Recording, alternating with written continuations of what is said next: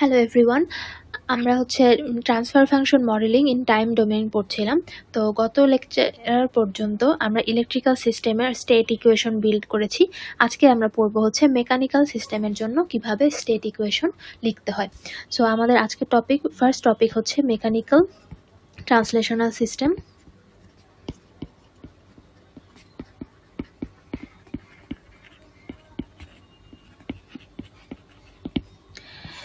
একটা translational mechanical সিস্টেমে আমাদের কোয়ালিটিগুলা ক্যারেক্টারাইজ করার যে এলিমেন্টগুলো থাকবে সেগুলো হচ্ছে মেইনলি তিনটা। So the three quality characterizing elements are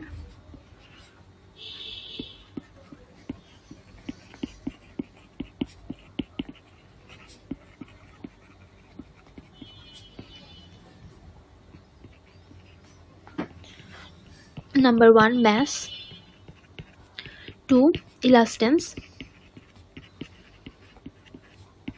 3 damping or viscous damper, we can say viscous damper.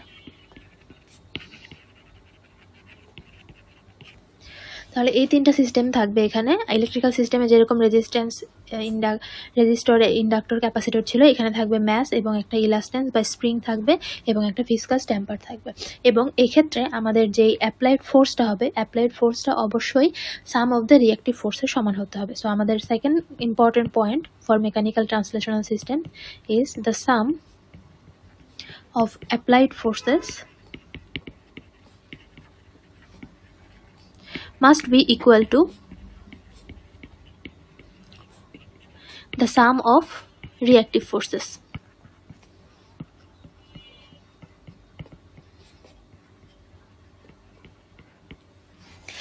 এখন আমরা যে তিনটা এলিমেন্ট লিখলাম সেই তিনটা এলিমেন্টকে যদি ড্র করতে চাই, তাহলে আমি ধরলাম এখানে একটা পয়েন্ট এ, এটার মধ্যে আমাদের একটা ম্যাস আছে। ম্যাসটাকে সাধারণত আমরা এভাবে লিখি এবং এটা হচ্ছে পয়েন্ট বি। একইভাবে এটা হচ্ছে ম্যাস, এখানে আমি দিলাম হচ্ছে স্প্রিং। এটা অ্যাকচুয়ালি স্প্রিং আঁকা উচিত আমার। ডি, এখানে সি পয়েন্ট, সি এবং ডি এই দুইটা নোডের মধ্যে আমার স্প্রিং আছে এবং এখানে ই এবং এফ এই দুইটা নোডের মধ্যে আমার একটা ভিসকাস ড্যাম্পার। ড্যাম্পারটাকে সাধারণত এভাবে আঁকবো আমরা, ঠিক আছে? তাহলে এটা হচ্ছে ম্যাস, এটা স্প্রিং হতে পারে বা ইলাস্টিসিটি আছে এরকম কোনো একটা ম্যাটেরিয়াল, এটা হচ্ছে আমার ড্যাম্পার। ওকে, এখন ওয়ান টার্মিনাল এ, এটা হচ্ছে একটা মোশন থাকবে ম্যাস এবং other terminal B is consider to have the motion of the reference. তাহলে এখানে আমি লিখে দিই টার্মিনাল এ যেটা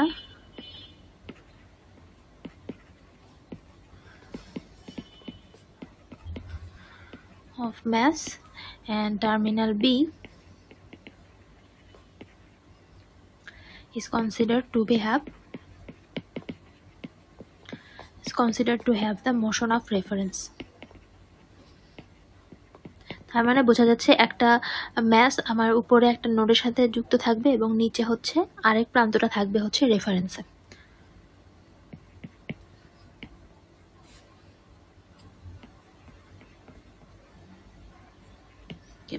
এখন আমরা জানি এই ম্যাসের জন্য যে আমাদের রিঅ্যাকশন ফোর্সটা হয়, সেই রিঅ্যাকশন ফোর্সটা হচ্ছে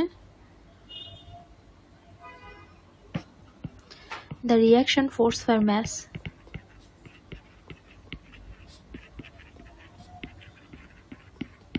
এটাকে আমি লিখলাম হচ্ছে এফ এম, যেটা আমরা জানি F equal to M A, Newton's law থেকে আসছে। আবার এ হচ্ছে আমাদের এখানে এক্সিলারেশন। সো আমরা এক্সিলারেশন সমান জানি হচ্ছে ডিভি ডিভাইডেড বাই ডিটি, বা ইউনিট টাইমে আমাদের ভেলোসিটির যে পরিবর্তনটা সেটা, ঠিক আছে? তাহলে এখানে আমরা লিখতে পারি এম ডিভি। এখন এই ডিভিটাকে আমরা ডেরিভেটিভ এভাবে লিখি ডিভি। এই ক্যাপিটাল ডি দিয়ে বোঝাচ্ছে হচ্ছে একবার ডিফারেন্সিয়েশন করা। আমি যদি এটাকে ক্যাপিটাল ডি না লিখে ক্যাপিটাল ডি স্কোয়ার লিখতাম তাহলে এটা বোঝাতো দুইবার ডিফারেন্সিয়েশন করা। সো এখানে আমি লিখতে পারি এম ডিভি। কনভেনশনালি বইগুলোতে এভাবে প্রকাশ করা হয়, তাই আমরা এভাবেই লিখতেছি। এগেইন আমরা জানি হচ্ছে ভি ইকুয়াল টু হচ্ছে ভেলোসিটি, এবং velocity rate of change of position, তাহলে এটা হবে ডিএক্স বাই ডিটি, অথবা এটাকে লিখতে পারি ডিএক্স। সো আমরা এক্সিলারেশন ইকুয়াল টু লিখতে পারি হচ্ছে ডি স্কোয়ার এক্স। সো এখানে আমরা এফ ইকুয়াল টু পাইলাম হচ্ছে এম ডি স্কোয়ার এক্স। তো এখন আমরা reaction force to a mass আমরা ইউজ করব হচ্ছে F M equal to M capital D square X, বা হচ্ছে পজিশনের ডাবল ডিফারেন্সিয়েশন।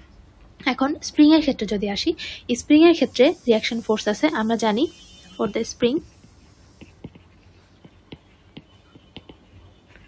আমাদের যেই প্রতিবর্তী ফোর্স বলা হয় এটাকে, সেই ফোর্সটা হচ্ছে is proportional to the change of the position.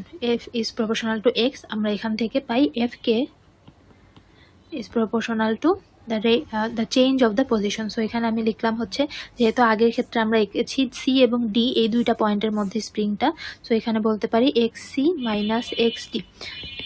So এখানে এফ কে ইকুয়াল টু, এখানে একটা কনস্ট্যান্ট নিয়ে আসলাম K, X C minus X D, এবং এই কনস্ট্যান্টটা কি, কনস্ট্যান্টটা হচ্ছে ইলাস্টেন্স বা স্টিফনেস, অথবা আমরা বলতে পারি স্প্রিং কনস্ট্যান্ট। সো এখানে আমাদের কে ইকুয়াল টু ইলাস্টেন্স অর স্টিফনেস, অথবা আমরা সহজ ভাষায় বলতে পারি স্প্রিং কনস্ট্যান্ট। সো আমাদের স্প্রিং এর জন্য যে রিয়াকশন ফোর্স সেটা পাইলাম, এবং এটা কোন ল থেকে পাইছি, F equal two F is proportional to x, এটা হচ্ছে আমাদের হুকস ল। এবং আগের যেটা ছিল সেটা ছিল আমাদের হচ্ছে নিউটনের ল, ঠিক আছে।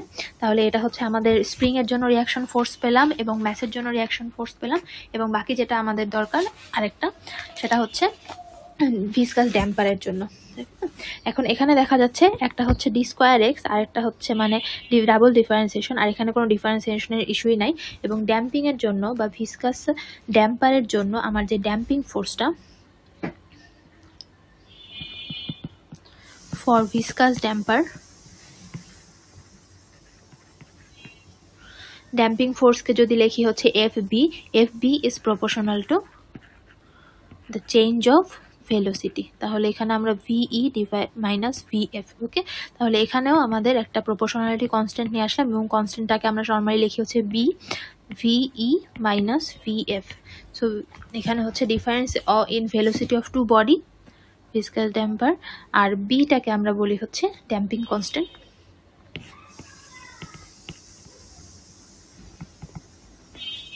তাহলে এই তিনটা ম্যাটেরিয়াল এবং এই তিনটার প্রতি যে রিঅ্যাক্টিভ ফোর্স আছে, সেই ফোর্স তিনটা নিয়েই হচ্ছে আমাদের কাজ মেকানিক্যাল ট্রান্সলেশনাল সিস্টেমে।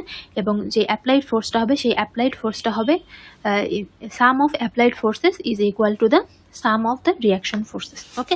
তাহলে এখন আমরা যে একটা এক্সাম্পলে চলে যেতে পারি এবং এই নলেজগুলো কাজে লাগিয়ে একটা এক্সাম্পল সলভ করি।